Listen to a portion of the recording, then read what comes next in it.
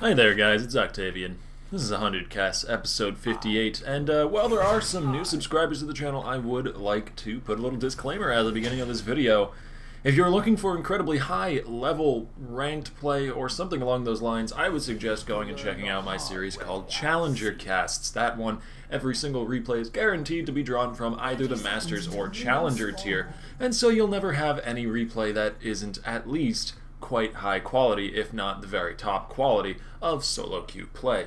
However, 100 Casts is more directed towards my own shoutcasting practice, and the idea that any member of the League of Legends community at large can have one of their own games shoutcasted over if they get in touch with me, and if I watch over the replay and, well, do what I'm doing right now, which is talking about a video game that I'm watching on a screen. So that means that sometimes the 100 Cast episodes are not the highest tier gameplay. I've casted everything in this series from the lowest of the low down in Bronze 5 up to the very top of top 50 Challenger. So if you're looking for solely high-level content, this is not the series for you. But if you're just looking to have a little bit of fun, watch a League of Legends match, you don't care whether it's in Bronze or Diamond, and you just want to hear me talk about video games, well then there is 58 episodes worth of that for you here, though going back to episode 1 through like 20, probably not going to be the best content because this is the series I started shoutcasting on, and when you start at something, you're bad at that thing, and I was not a very good shoutcaster back when I was doing episodes 1 through 20 or so, I would say. Anything past that, decent enough, hopefully getting better as I go on. But we'll get into the shoutcast proper now. Thank you guys for being around. I hope you enjoy. Up in the top lane, we have a Fizz vs. Wukong matchup. Now that is one I have not seen before. I think even despite the fact that I've been playing this game for nearing on 4 years now, I can definitively say that I have not seen that matchup in the top lane, so that's going to be an interesting one to watch. Meanwhile, though, we have a little bit of a fight in the mid lane breaking out. Eki players and Adukin Powers, I think that's what his name is supposed to be, going at the 1 versus 1 there. It's going to be a Zed versus Yasuo mid lane. Very similar champions there, like to dive to the back line, build a lot of physical damage, armor penetration, and they hurt quite a bit. However, Yasuo seems to be getting the better of this laning phase, forcing Eki Player Z to pop 2 of his health potions already, whereas he has not had to use his single one. That extra health from the Doran's Blade has really helped him out in a lot of these early level duels. It's one of the reasons why a lot of mid laners playing champions like Zed or Yasuo choose to go with the Doran's Blade rather than the longsword start, but Eki Players is going onto Adukin Powers. No, Adukin Powers is going to toss back the Q as he swaps away, so actually Eki Players gets the better of that particular trade.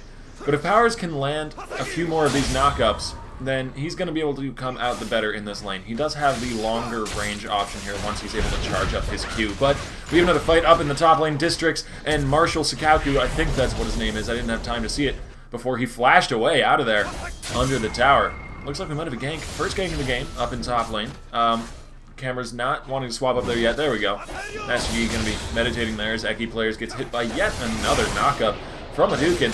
They're going at the 1v1 again while up in the top lane. We have yet more fighting. Fizz going up into the title, into the Playful Trickster, just about survives long enough for Master Yi to take down the kill, while in mid lane it's a 1-for-1 trade. Now Max Range Binding lands onto Vayne, but Max Range Hook lands onto the Morgana, forced to flash away there. Maybe a little bit preemptive because wasn't quite under tower range. Maybe perhaps thought that she was under tower range and just didn't want to risk it. But Red Bean, pretty on point with the bindings so far. Landed everyone I've seen him cast. Though, to be fair, we're only 4.5 minutes into the game, and I think I've only seen this Morgana throw out 3 bindings so far, so choosing which fights he wants to fight, never really a bad thing to do. You don't have to toss it out on cooldown there. If you can just choose the situations in which it'll be most useful. Feisty actually landing a very nice hook onto its Zeitz. He gets condemned. It doesn't quite hit the wall, though. And now Nikki403 is going down very, very low. The flash forward from its Zeitz is not going to be able to finish off the kill. And that is every single summoner down from the side of blue team's bot lane. Whereas over on red, they still have flash up for both of their members. So despite the fact that Vayne's quite low, they might be able to actually win a fight in the future. Now Adukin Powers is going down very, very low. Flash forward from Eki Players is going to be finishing off the kill. And we swap back to the bottom lane where Vayne is continuing to farm, and then to the top lane where a little bit of a dive is going onto Wukong under the tower. I apologize, by the way. I meant to I thought that it was going to be a Fizz mid lane and a Zed top. That seemed more reasonable to me at the beginning of this recording. So Zed is at the top of the scoreboard there, if you look on the blue team, and Fizz is in the middle. Usually I like to line up the players based on where they're laning. But it was actually a Fizz swapped up to the top lane to face off against this Wukong, and it seems to be working out for him pretty decently. He doesn't have the CS lead, but he's got the pressure right now. He's got the momentum in this lane. He's got a kill up, which is incredibly valuable for him. Fizz is very good at snowballing off of those early kills. As soon as he hits level 6, I wouldn't be surprised if we saw Master Yi come back up to that lane for yet another gank, because ganking for a level 6 Fizz is just a joy to do. It's very easy to get a gank off onto a level 6 Fizz if you're the one ganking for the Fizz and not the one ganking onto the Fizz. This is not exactly easy to aggressively gank, but speaking of Fizz, he's getting ganked up here in the top lane by Woodkey, and Woodkey is actually doing quite a bit of damage here. Wukong and Evelyn do not have very much CC, so I'm surprised that they were able to bring the Fizz down that low, but they still don't quite manage to finish off the kill. Flash from Feisty Zero. He gets caught out there by the bindings, forced to flash away as soon as the CC ends. And Woodkey might look to stick around in this lane a little bit longer. Does have the advantage of being Evelyn, and thus being able to sit around in a lane and not have the enemy player really know that it's happening. However, it would be very dangerous to go aggressive right now, since Zed and Master Yi have both roamed up here. Woodkey going to do a bit of damage to Zed, and actually, Yasuo has followed Zed up to the top lane. Might have a bit of an explosive fight up here sometime soon. A lot of pressure from both teams on the top lane this game. It's an interesting decision by both sides. I'm not entirely sure what exactly prompted this, but neither team really wanting to give up the map pressure on this side of the map. They're still hanging around up there. Both the mid laners and the junglers are up there. There we go. Finally, Master Yi going in for the fight. Woodkey going to be his target. The ult from Fizz doesn't actually quite land, but it still knocks up Hadouken powers, and he's going to be coming in with the title with the Playful Trickster, rather, finishing off Yasuo, giving the kill over to Zed. And they're going to go ahead and push up the minion waves. Blue team coming out ahead in this long-awaited and belated top lane fight. Or are they going to be going for the dive? They are going to be going for the dive! Dragon Slayer going to be taking up the turret as another 2 kills go over to Zed. He is 5-1-0 at 7 minutes, or just 8 minutes into this game. That is an impressive KDA to have. Especially considering that the Yasuo he's laning up against is only 1-3-0. That's going to be a rough time for Yasuo, since that laning matchup sort of is very swingy. They're both all in sort of burst AD assassins, and whichever one has the ability to, well, all in the other one better is going to win in the all-in fights. And since that's all they're very good at, that means that Zed, from now on, unless some kind of slip-up happens, is most likely not going to be giving up very much pressure in that lane. The answer that Yasuo can have to this situation, though, is to simply avoid fighting the Zed. Come to the lane only long enough to push it out, farm it, and then leave the lane right away. Come down to the bottom lane, where he has the Vayne and the Blitzcrank to pop his ulti, since Condemn and the Hook both, in fact, count as displacements that can allow Yasuo to cast Last Breath on whoever gets hooked or condemned. He could also go up to the top lane, where of course Wukong has amazing synergy with Yasuo, so he has a lot of options to gank across the map here, and that's probably going to be his best bet, moving around the map and attempting to go for some kind of roam rather than sticking around in the mid lane going for 1v1. But up in the top lane, the W and the Ignite are both burning onto Districts, and he flashed a little bit too late there. Makosh manages to pick up the kill on Fizz, but Feisty Zero wanting to go aggressive on the bottom side of the map, and here comes Hadouken, and he is doing the roam. There's the Last Breath. Red Beam is in a lot of trouble. He has nowhere left to go, and that is exactly what I was talking about. Hadouken powers making the roam work, picks up a kill for Nikki Force Vayne, and that's exactly where they needed it, honestly. The Vayne is kind of their only answer right now to the late game power that's going to be on blue team. It's Ites getting pulled back. He has no mana to cast Arcane Shift, and so he's going to be going down as well. Stuck around a little bit too long with a little bit too low of a mana bar to be in a really tenable situation down on the bottom side of the map there. And Hadouken powers has roamed back to the mid lane. at least stopping Eki players from taking out the mid lane turret, though he did bring it quite low. So that is the price of roaming. You do usually lose your turret for doing so, but Dragon Slayer's coming to the bottom lane. The smite, the chilling smite, nearly brings Nikki Ford down, but he doesn't quite fall. Meanwhile, up in top lane, we have Fizz and Wukong going at it once again. This time, Wukong actually gets the better of it, forced to pop his ult to do so, though. While Fizz is going to have his ult up very soon, just a few more seconds here, but it might not be soon enough. Woodkey has roamed into the top lane. The Chilling Smite going to be slowing him down along with Agony's Embrace and giving the kill over to Wukong. Meanwhile, a hook lands down on the bottom side of the map. Eki players going to be dominating, though, roaming from the mid lane, taking a page out of Yasuo's book. And I mean, if Yasuo is able to roam with a lane that he's kind of lost, Zed certainly is able to roam effectively with a lane that he has decisively won. And he's going to pick up his 6th kill of the game, diving onto the tower in bottom lane. We have had just fight after fight. As I have mentioned a few times in casts previous, sometimes for these lower to mid-level games that I get, I just don't get a break to analyze things and tell you how the team fights might work out or where people's item builds are going. I just have to keep shouting at you about what's going on the screen and doing play-by-play rather than dipping into the color casting, as I sometimes like to do. Looks like we might have another gank in the mid lane. Morgana did roam from bot. Hadouken powers, if he can do the wind wall. He does do the wind wall. He manages to block the binding, but he still might be in some trouble. Gets taken down to half health from the roam, but he saved his own life with a nicely timed wind wall blocking out the Morgana binding that would probably have spelled his doom had it connected, rather. Pardon me. And stopping Eki players from getting a 7th, potentially, kill right there. However, he did have to go back to base. He was not going to be able to stick around in that lane at half health while Zed had ult and ignite up. So Zed's going to be able to actually roam into the enemy jungle here. District's trying to take away the red buff, but Master Yi's going to invade. Zed is here as well. He does manage to pick up the red buff. If he can escape here, this is going to be wonderful for him. The Bilgewater Cutlass is going to be slowing him down, but the Chilling Smite is not enough to keep Eki players away. And there is the shutdown, though. So Hadouken Powers picks up the red buff, and it gets traded from Wukong to Zed to Yasuo, and now Dragon Slayer is going to be in a lot of trouble. He can't be slowed, though, but they're still able to deal enough damage to him before he quite gets away with that extra speed from Highlander. And so Evelynn picks up her first kill of the game, as well as some shutdown gold going over to Yasuo. That is quite a big deal for him because he has been kind of pushed and kept down in this lane against the Zed. He doesn't really have very many options right here. He did successfully run to bottom lane, which helped him out a bit, and that shutdown gold is going to help him get back into this lane more as well. So I can probably say with some confidence that Yasuo is going to have a much better game of it here on out. And Red Team has started to pull themselves back into this one. They actually do have the gold lead right now, and for them, the gold is much more spread out. There's kills all across the board rather than just kills sitting on the Zed. So sometimes that can be quite beneficial to the team. District's going in onto the top lane up here onto Makaush. Makaush turns around with the ultimate, though. And so Wukong, not really want to dive under the tower while Chum the Waters is on him, decides to turn around and give up the fight there.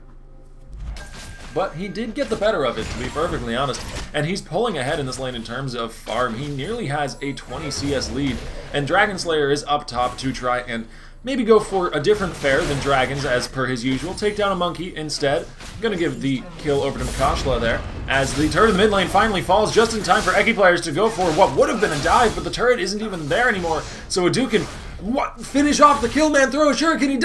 He doesn't quite get it. And so Hadouken's going to be able to get away simply because Zed thought that the Death Mark would do more. Whoa! The shield from the secondary turret saving this Yasuo's life from its ites, firing off the True Shot Barrage towards the mid lane there. And I apologize for the stuttery frames. Whoa, I'm not entirely sure what happened there. Some error while recording with Fraps.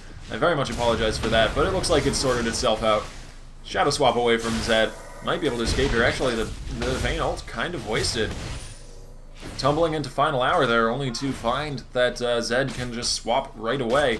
And while she does have that bonus movement speed while chasing after enemies with, well, in general because of Vayne's passive, but it gets doubled, I believe, by final hour, so she becomes very, very quick while chasing people. One of the ways that makes it so that Vayne is incredibly difficult to escape from. That and her low cooldown, fairly high mobility Q, which allows her to chase after evil as well. Vayne is just very, very good at hunting down the evildoers, which kind of makes sense given her backstory. But Dragon Slayer is in some trouble in the mid lane here. He's going to be going down very, very quickly. Stuttery frames everywhere. I'm not entirely sure why Fraps keeps doing this, but Wukong did manage to finish off the kill to Master Yi.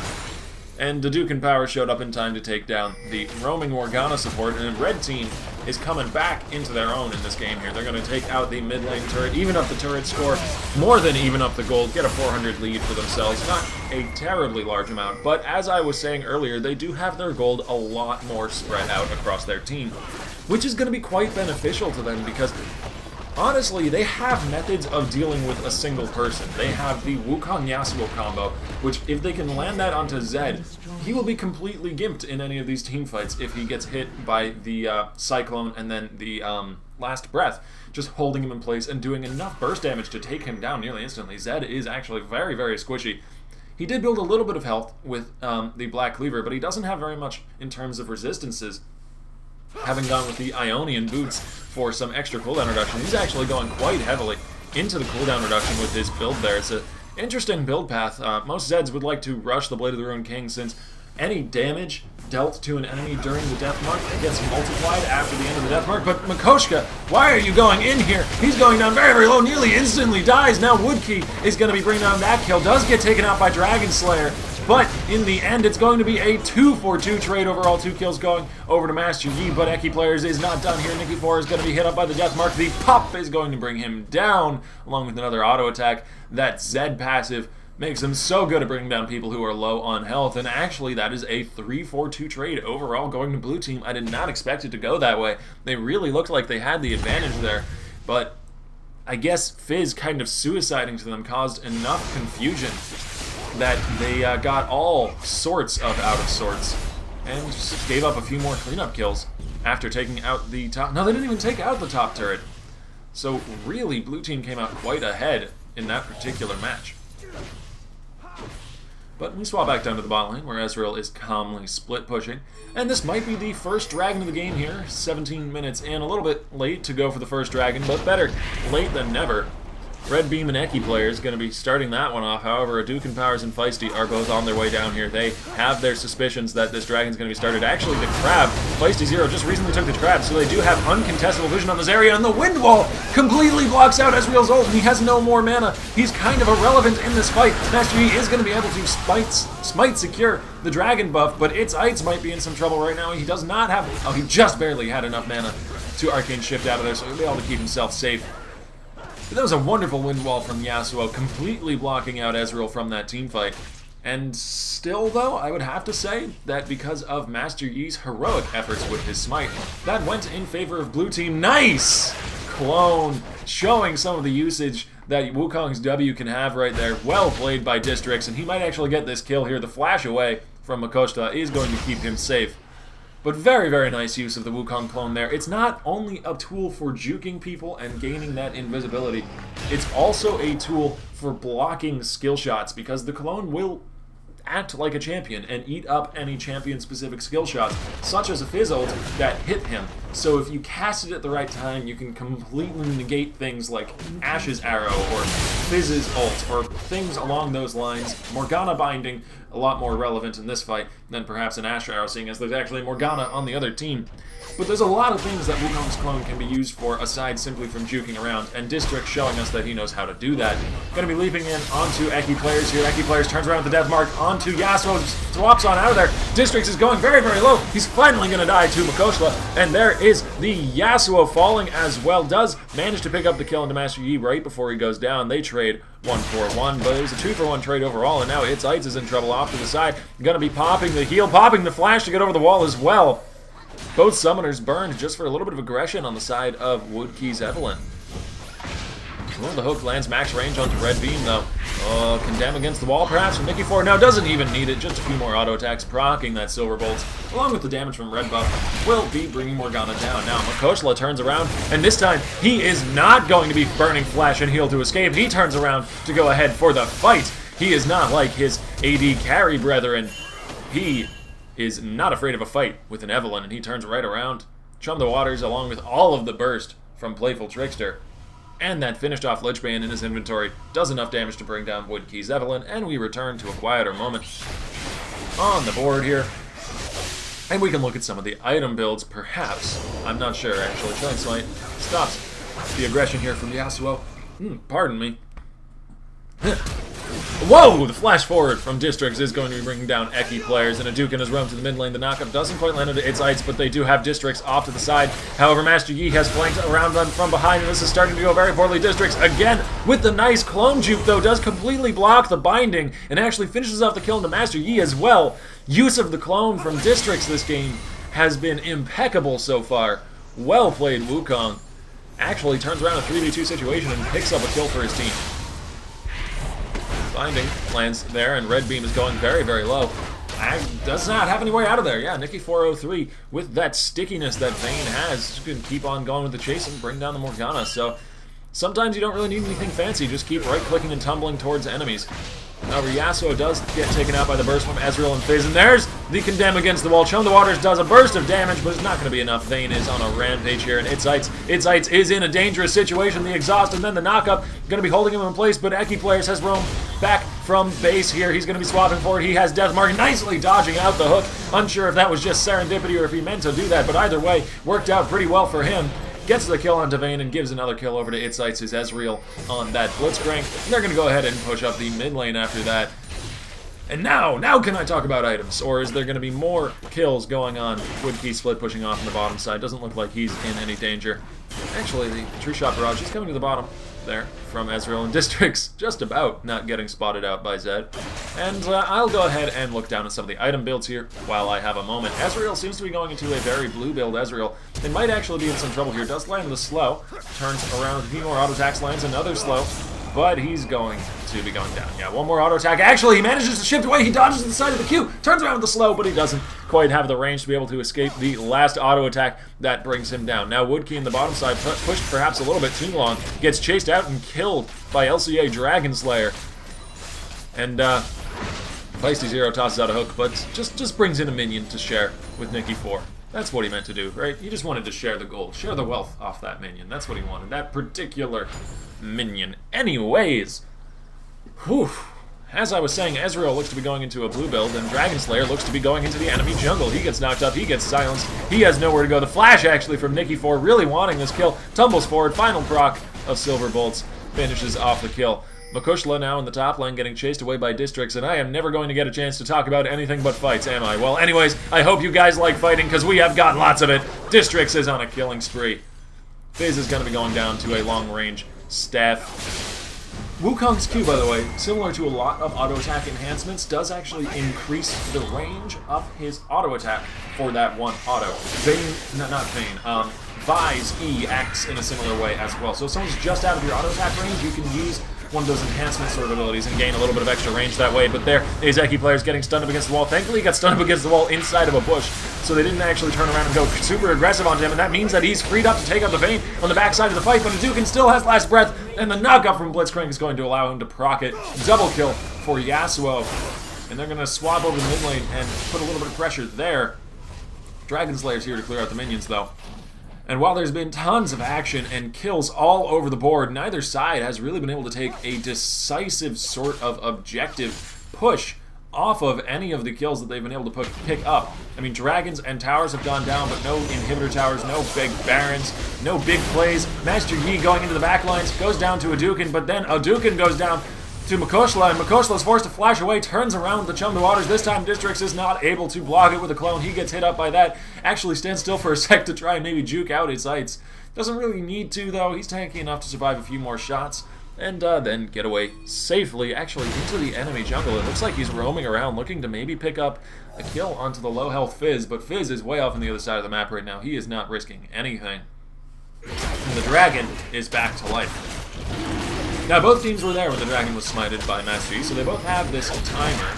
So both teams are converging on the area. Itsites tries to steal it away with a Q, doesn't quite, gets secured by the the Silver Bolts passive from Vayne, and Districts is in a very bad place here. Let's see if he can get out of this one. The Krugs actually get aggroed onto him over the wall. It's a little bit of damage from Itsites, and Red Beam trying perhaps to save Districts, or trying perhaps to follow up with the rest of his team, is caught out by the rest of the enemy team who's coming to save Districts. Districts, the auto attack! Makushla auto-attacked a minion rather than Districts, and so Districts manages to escape unless Master Yi, no, he lands the knock-up. The Cyclone is not enough to save him since Alpha Strike is up, getting the shutdown gold over to Master Yi. Still, though, Master Yi was forced to pop Highlander to get that kill that was dead to rights.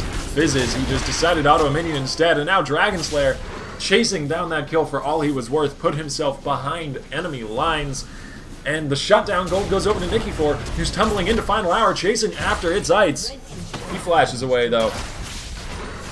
And that's all she wrote about that particular fight. I would be perfectly fine with trading a Vayne ulti for a flash, and I'm assuming that Nicky4 is as well.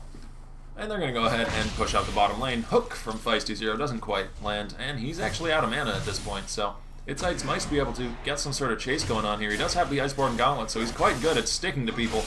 But both of the AD assassins, both of the... No, not the mid laners. The mid laner was Yasuo, so I guess there's two AD assassins on the side of blue team. But two of the AD assassins in this game have been split pushing. And it looks like red team is going to actually come out the better for the split push. They managed to get the inhibitor tower, the middle inhibitor tower no less, which is the most valuable inhibitor tower, arguably, on the map. Oh, the wind wall off in the wrong direction, so the shark is still going to land. Hadouken going to be going down. Red beam actually picking up that kill. Support Morgana, kill secure. As Eki players is roam from the top lane, does a little bit of damage to Feisty0, but doesn't really want to dive into the tower at this point. Might not have a choice of it, though, if he sticks around too long. The Blitzcrank could hit him if he decides to just stick around out in the middle of the lane, sticking out like a sore thumb like that, so gotta be a little bit careful about that.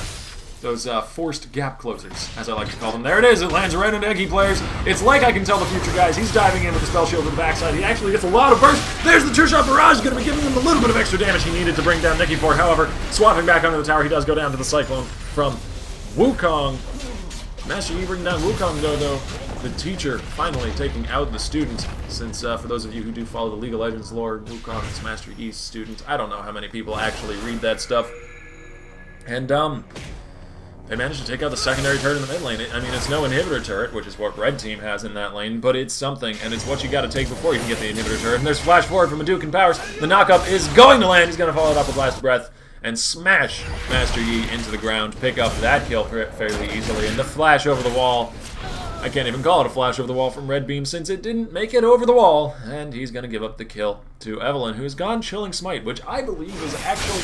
I'm very interested to see more Evelynn jungle come out in the preseason here because of the new Chilling Smite buff that you can get for your jungle smite, rather than just having a Evelynn that doesn't have any CC aside from her ult. Now it's an Evelynn that has her ult and one other slow as well, which makes Evelynn a lot more scary because she can put out loads and loads of damage and do it while being moderately tanky as well. I mean, this Evelynn has built certainly into a moderately tanky build, going with a bit of magic penetration and some AP in that jungle item as well. And then building straight into tank right after that. Looks to be going into maybe a Spirit Visage with the Banshee's Veil, or rather the Spectre's Cowl and the Kindle Gem, as well as a bunch of armor in the form of that Frozen Heart. And the Frozen Heart's going to be actually quite valuable as well. Really, really good item to pick up against a Master Yi. Powerful against Zed as well. Zed doesn't rely quite as much on attack speed, but nerfing an AD champion's attack speed, always a good thing. Ezreal, again, doesn't rely terribly amount on attack speed, but whoa! The damage from Hadouken Powers brings down Dragon Slayer nearly instantly after the hook lands. And that's the downside of Master Yi. He puts out a lot of damage, but he's very, very squishy in the process. Red Beam now in a lot of trouble. He's going to go down. The magic damage shield not helping him at all against a Yasuo. I suppose it mitigated some of the damage from his dash forward, but that's not exactly how Yasuo kills you. He usually uses his sword rather than his dashing at you to kill you. Though actually, in the early level, this is something not exactly entirely relevant to what's going on right now, so maybe I'll get back to it later. But there is an interesting thing with Yasuo's sweeping dash in early gameplay. But Eki players dashing to the backline does have exhaust on him, though. He's not going to have enough damage to bring down the Vayne, and he might have signed his own death warrant right there. The Blade of the Rune King gives him a little bit of speed. Woodkey, finally, one more hate spike finishes off the kill onto Zed. He lasted a lot longer than I thought he would. Its Ites is going to be bringing off the Evelynn, though. And now Dragon Slayer is in a lot of trouble. He actually has the help of Fizz, though. They managed to bring down the Blitzcrank, bring down the Wukong. Oh, but the Q from over the wall knocking up both Wukong and Fizz does actually give Yasuo the kill onto Wukong. I mean, not Wukong, Master Yi. And then Nicky4 shows up for the double kill. Everyone died except for Nicky4. That's how you know it's a good game, folks. Every single person died in that fight except for one. I would have loved it if somehow Nikki 4 had died to something post-mortem from the other side as well, and just every single person in the entire game was dead all at the same time. Which I've seen happen a few times. Actually, one game I was casting, there was a double pentakill, and it was one of the most glorious things I've ever seen. I don't know if I'm ever going to be able to cast one of those again, but I digress. The dragon has just about respawned. There are pings going out onto that. Red team probably going to be rushing their way over there. They are the ones who took it last time. They have the timer up on the scoreboard for themselves. They have the ability to go take it right now. They have the momentum on the map, certainly. They have a little bit of a gold lead, and I wouldn't be surprised if they were to rush over there right now. Yeah, it looks like Vayne, after taking the red buff, is going towards that side of the map. Wood keys around near there, too. Always good to have your jungler nearby when you're going to be going for any of those large objectives like that. Seeing as Smite is such a powerful tool for ensuring that the enemy team doesn't take it away. And Feisty Zero is going to start it off. Speaking of Feisty Zero, he's got a Sunfire Cape on Blitzcrank right now. Very aggressive, tanky Blitzcrank build. Pulls Dragon Slayer back into the rest of the team, and he is instantly gone. Evelynn ult, perhaps not necessary to finish off that kill, but Overkill still has kill in it, so they managed to pick up that kill anyways. And It's Ice is doing his best to kite them away. Does manage to avoid the hook. Landed a few good shots into Feisty Zero, but Feisty Zero is very, very tanky. He's got that Sunfire Cape, as I mentioned earlier. On top of that, a whole bunch of health, and interestingly enough, he's got a Sheen in his inventory as well. And given the fact that he's gone with the tanky build so far, I'm pretty sure that's going to be going into a Frozen Gauntlet. Now, it is possible to go Lich Bane on Blitzcrank. He does actually have quite good magic damage scaling. His Q, I believe, scales 8.8 to 1.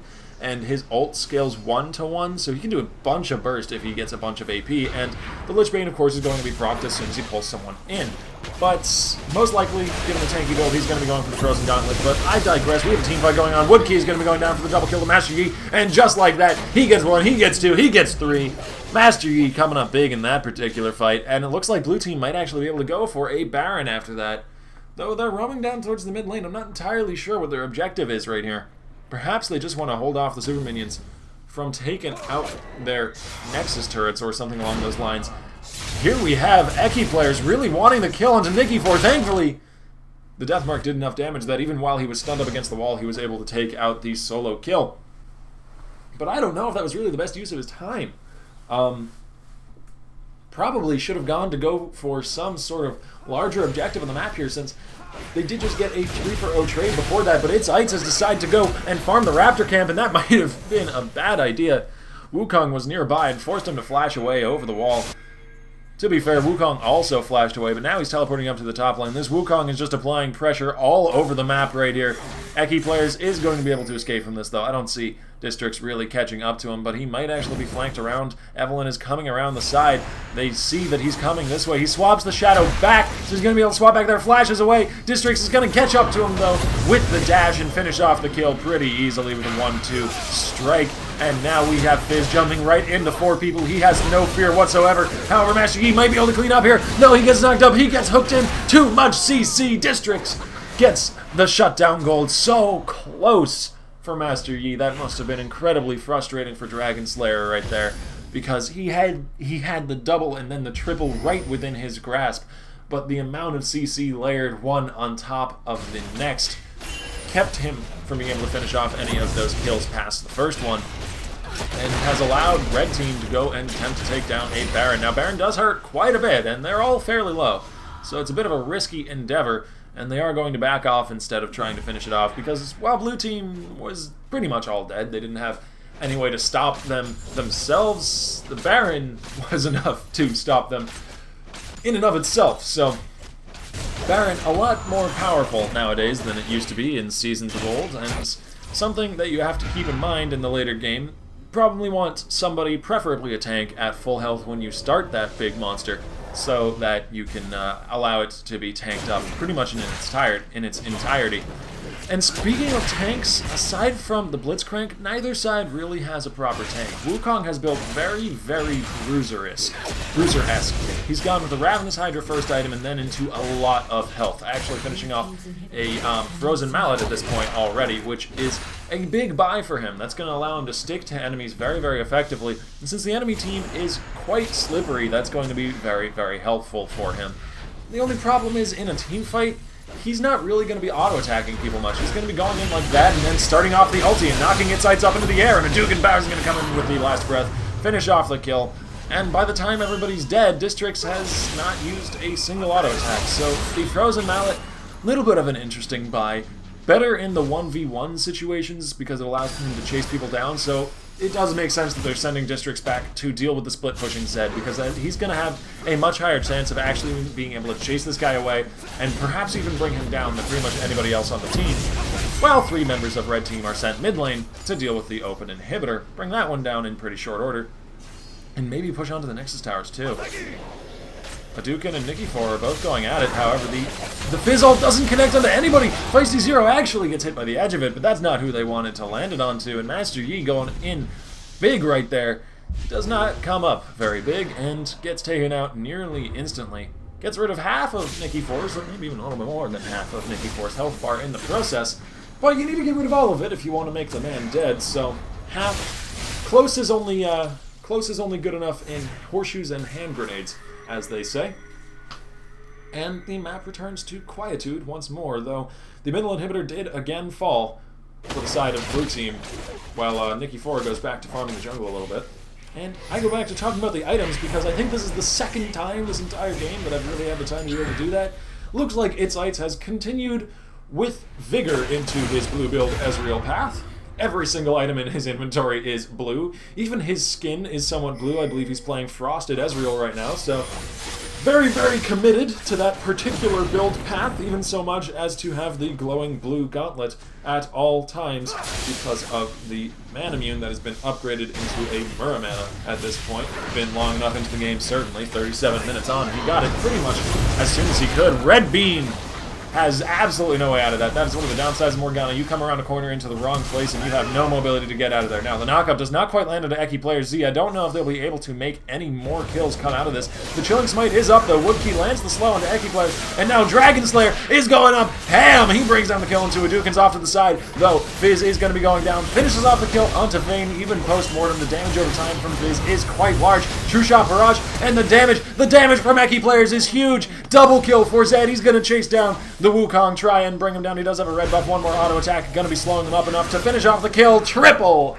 going to Eki players, ace going to blue team, and they still have 2 high damage members up right now. They're gonna be able to clear out these waves no problem, and maybe take out the middle inhibitor turret. Finally, for blue team, getting one of the inhibitor turrets for the other side, if they can make this work. It's gonna be a bit rough, seeing as there's only 2 of them and they're pushing against super minions. But the nearest death timer is going to be spawning in 3 seconds from now, and they are already at the inhibitor turrets. Hit on the inhibitor turrets, guys. Hit on the inhibitor turret. There you go. Killing off the minion wave in short order, then bringing down the inhibitor turret. I don't know if they can really go for the inhibitor right here. They have it at half. They might be able to bring it down with the wind wall. Actually blocks a few auto attacks from its sights, and so the inhibitor's going to survive. And the very edge of the knockup lands. Nikki 4 getting the double kill and saving the inhibitor. Though actually I'm gonna he got the kills, but I'm gonna have to give a lot of the credit for saving the inhibitor over to Hadouken Powers. Very nicely placed wind wall, completely blocking Ezreal out, and I just don't even know what Dragon Slayer was doing right there. I have no commentary for that. He died. There were 3 enemies and there was one of him, and so he died. That is the end of that story. Makoshla, using the Playful, but not the Trickster, doesn't quite get as far away as he needs to from Distrix, and so the knockup lands onto him. The Frozen Mallet is helping him stick onto this guy. This is where it is most useful in these 1v1 situations, and it's going to end up with Distrix being able to finish off the kill onto Makushla's Fizz. I love that name, by the way, Makushla. It's very, very Russian sounding. Anyways. This is the Northeastern server, by the way, EU Northeast, so it very well could be a Russian player. I would not be surprised. This is their home turf, and so it looks like Distrix and Hadouken Powers are going to be going after the Baron, along with the rest of their team. Everybody from Red Team is shown up here. True Shot Barrage comes across nearly in time to steal it. Well attempted, but there's more luck than skill involved in those kinds of old steals, really, especially if you don't have vision over the area, and he just wasn't quite lucky enough. And now, Blitzcrank has finished off his Iceborne Gauntlet, but it's not going to be saving his life here. He's going to be going down. And that is indeed where he decided to go with that Sheen, by the way. Just checking back in on that particular build path, giving you guys the update that I know you deserve. You deserve to be updated on these things, because there's so much going on the screen, you can't pay attention to everything at once. I can't pay attention to everything at once, but maybe together we can pay attention to everything at once. And maybe we can pay attention to the kills that are going on the screen. A Duke of Powers going to be picking up the kill onto Zed as he dives into the backline, trying to go for the 1v3, but like Dragon Slayer before him, 3 men are more than 1 man, and 3 men managed to kill the 1 man. Woodkey now chasing after Dragon Slayer. He does have Highlander running, so he's probably going to be able to escape here. Tries to juke around the corner, but just ends up running right back on into Woodkey, and now the Highlander has ended. He goes into meditate, but it's just delaying the inevitable at this point. Alpha Strike also delaying the inevitable, and Nikki for you did not need to flash. Doesn't even get the assist, despite his best efforts. And the Wind Wall going to be blocking out Red Beam's damage really there. And actually, he went away to aggressive districts, finishing off the kill into Morgana. And now going after the tower here, Red Team has started to take this game by its throat. They have a stranglehold right now. And they are pushing up the top lane, going for their 2nd inhibitor tower of the game. That thing is melting like butter under the Baron buff minions. Makushla going in, does not manage to bring anybody down before he falls. Finally, after death, takes out the Evelynn. And now Districts. Districts is in a lot of trouble, actually. The Deathmark follows him even through the clone. Pop! Is going to be giving the kill on over to Eki players. I love shoutcasting for Zed because I keep getting to say pop all the time. I love delayed reaction kills. They are my favorite thing in this game. And a Duke and Powers going to be going down as well. The damage from Itzites and the laser beam proving too much for Yasuo to handle. But at what cost does Blue Team take these kills? At the cost of a top lane inhibitor tower and a top lane inhibitor. The mid lane inhibitor did respawn, which is good for them, but it's completely bare. There's no tower that's going to be saving it from future aggression from the side of the horrible, horrible Reds who want to come and take all of the things which are wonderful to blue people. League of Legends is just the continued story of why blue people hate red people so very, very much. Or if you're colorblind, why blue people hate purple people so very, very much. But Nikki Fork, heading on back to base with that Baron buff, does give you an enhanced recall, by the way, so it's very nice for dealing with split pushers like this annoying little Zed who's running into the enemy base. The hook does go a little bit wide, and the Condemn doesn't actually connect because of the death mark, but it doesn't really seem to matter. Whoa! Whoa, that death mark did a lot of damage. I mean, Nikki Ford didn't die, but he nearly did, and he barely even got touched by Zed aside from the ulti, so that is a very, very terrifying thing for this Vayne right now. I would be scared if I were in Nikki Ford's shoes. I would be quite scared. Districts chasing way past the enemy team onto its sites. He has no backup right now. However, finally the Vayne has showed up, and she's doing a lot of work. Red Beam doesn't actually go down! The slow from Fizz's ulti saves Morgana's life and gives him the kill as well. That's no small thing. But Districts is around behind the enemy team to clean up, picking up the kill there. Flash forward, tosses out the knockup, but it doesn't quite connect, so Flash kind of a little bit wasted there, but you miss 100% of the skill shot, of the Flash skill shots that you decide not to take. So, sometimes it's worth it just for the learning experience. Next time, maybe he won't miss the Q, but he's gonna go ahead and take the middle inhibitor anyways. Windwall to block out any potential aggression, but Windwall doesn't matter when you're facing off against a Master Yi. LCA Dragonslayer gets the worst of that matchup, actually. And so the inhibitor is gonna fall. Frenzy! There we go! He finally lands the auto attack onto it. Necessary. Woodkey bringing that one down. And that is the second inhibitor down for Blue Team. They are on the retreat right now. One kill traded to both sides so far, but Eki players is in a very, very bad place. Districts and Feisty Zero are chasing after him. He doesn't even have to toss out the hook. However, he swaps backwards. He does enough damage, and he brings down the monkey. Woodkey also nearly going down there as well. Just about escapes with 100 of his hit points left. And it looks like Feisty Zero, the only one left on Red Team with any amount of decent hit points.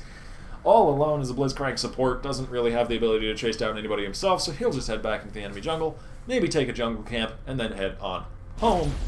And everybody's going to rest, everybody's going to recuperate, and everybody's going to pick up some more items. And we're getting on to the 6-item mark. Finally, Ezreal has decided to vary up the color of his build a little bit, perhaps because there's just not any more blue items in the shop that are worth picking up. I mean, he's even gone so far as to grab the blue trinkets, so unless he wants to repeat items, I don't really think that there's any more that he can grab that would be decent to pick up on an AD Ezreal? I'm trying to think. No, I think that's all there is that's blue and that's good to pick up on AD Ezreal. I mean, obviously he could go with like a Seeker's Arm Guard or something like that, but that would be quite silly. I would have to definitively call that quite silly. Not just silly, I'm gonna have to call that quite silly.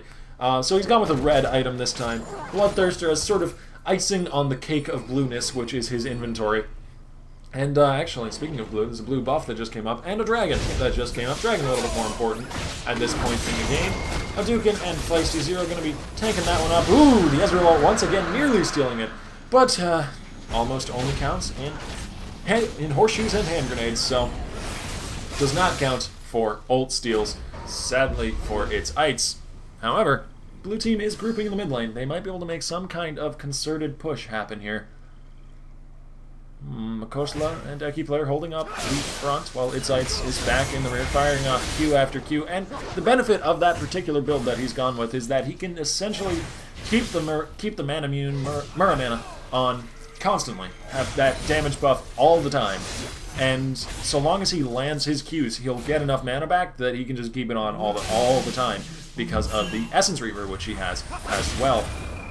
Ult coming across, only actually going to be breaking the Yasuo shield, doesn't even affect his hit points. That's the amount of health that a Yasuo's level 18 shield is able to protect him with. And Distrix has managed to flank around the enemy team, coming in a very good Cyclone position. He lands it onto both Red Beam and Eki players. Eki players actually manages to swap away just in time to be able to survive after the last breath ends, though. And so he's off to the side, kiting around, looking for a chance to get back into this team fight. Dragon Slayer's doing some good damage here, and actually, there is Itzites on a rampage, finishing off another kill onto the enemy AD carry. Feisty Zero now in a lot of trouble. He turns around with the hook, but he's just buying time, perhaps for some of his team to get back here. Distrix didn't go down in that fight, so he's able to respawn. Maybe he can hold right here, but this looks like it could be the end of the game. Distrix is leaping on in there, doing his best. Dragon Slayer goes to the meditate. He's not going to be going down. Eki Players does, though, but just as the first Nexus turret falls, Distrix finishes off the kill onto Eki Players. Now Dragon Slayer, Alpha Strike, maybe! No! He doesn't have the ability to survive through that particular fight. But Itzites is unstoppable, and he is rampaging through the enemy base right now. He is killing off all of those minions in short order. Woodkey seems to be AFK in the base. I'm not sure why that is, but maybe he's just given up on the prospect of this game. Itzites is already smashing in onto the Nexus itself, getting that Iceborne Gauntlet proc whenever possible. And looks like this victory is going to be going over to blue team. Thank you guys for watching. I quite enjoyed casting this one. Bit of a long one. I hope to see you all tomorrow.